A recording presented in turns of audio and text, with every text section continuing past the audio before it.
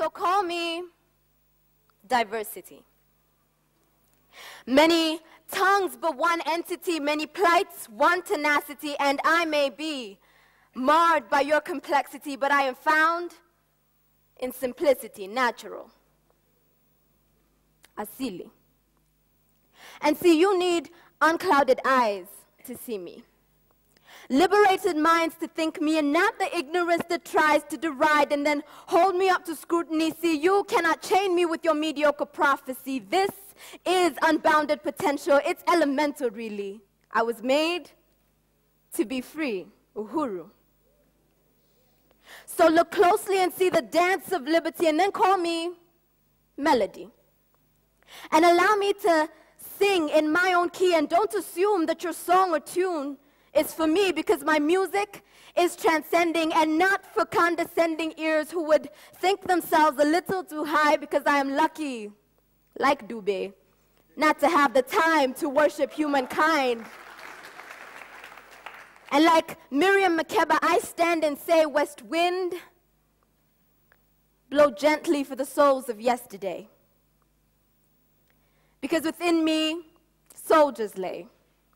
Therefore, I have not the propensity to forget so easily my history, that wars were waged on this earth to secure a better destiny just for me, and pamoja tunaweza, so call me unity. And do not try to divide or limit me. Fractionally sifting through what to accept of me. See, when some media feeds you only a continent suffering plea, you put out of sight my right to be taken in my entirety, and I demand that you recognize every aspect of me. But if you would like to entertain me, then you can call me rhythmic.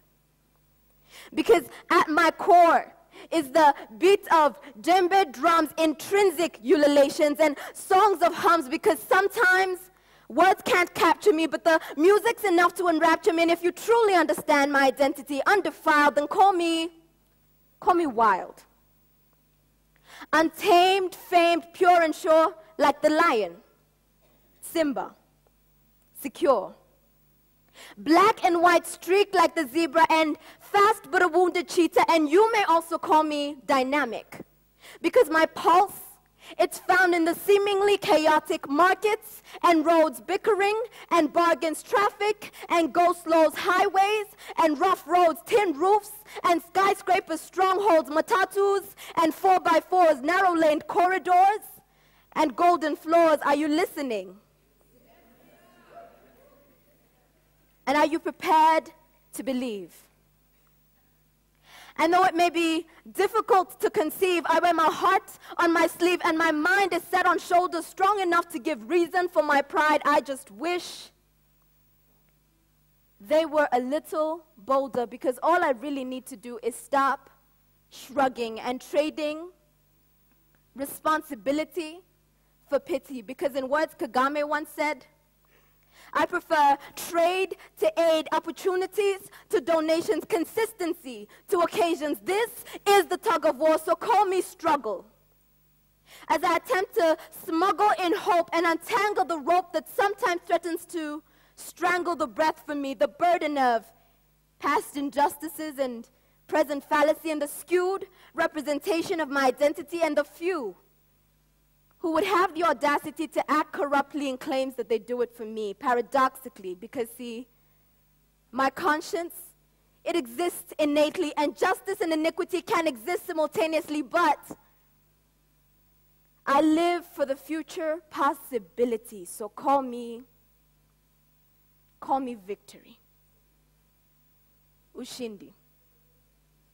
And if you understand my heart, even in part, then I would dare you to call me art, because this may well be abstract, and you cannot script what is no act. So this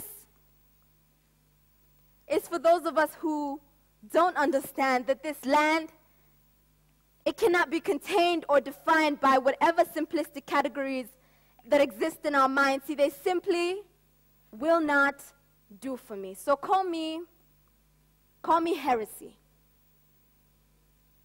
Maybe.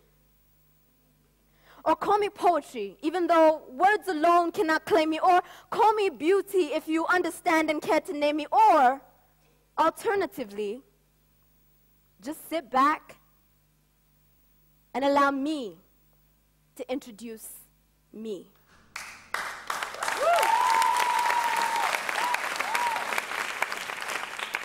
Because see, if you look beyond the boundaries, the separation of Ghana from Nigeria, the Horn from the Rwandan area, from Egypt to Zimbabwe, this is one beautiful continent under Yahweh. So for the sake of simplicity, I'll break it down for you.